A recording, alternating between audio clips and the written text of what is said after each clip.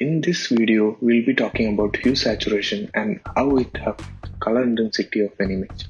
First, I'm going to make a copy of the layer and select hue saturation adjustment layer. So when the hue saturation dialog box appears, whichever sliders I can change it. It is affecting the whole image because the range you can see it is in masters. So I am trying to change saturation as well, so you can see how it is affecting the whole image. If you want to do the effect on the whole image, you can use this. So now I am thinking about applying the effect only to the sky.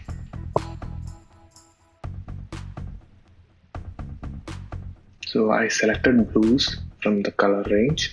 So you can see below a color range is selected. So when I try to change the saturation and the other slides, the only color affected due to this will be the color closer to the blues. Or you can use that finger icon and click on the image to select the color range from the image. So you can see the range changed in the below. So now I'm changing, you can see how it is changing the whole image. Okay.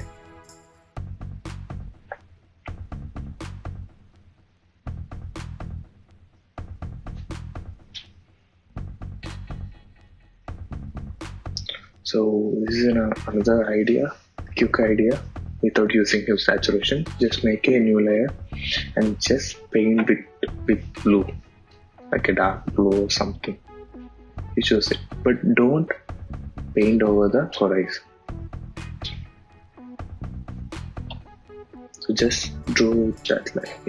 You'll think that it looks ugly now, but I'll show you how you can make it look better. So just double click on the layer after painting and using the sliders, I'll show you how you can change it. So move the sliders and make an adjustment so you can see how it is affecting, and you can split the sliders as well by clicking Alt, so you can see how it is affecting the image. So I click Alt and split both. It is different for different images, so you can see how it is affecting. If you are thinking that it is more, you can also change the opacity to see how it is affecting the image. Before and after.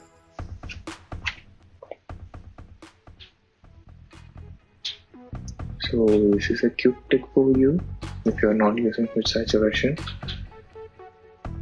and you know how to use the layer options as well.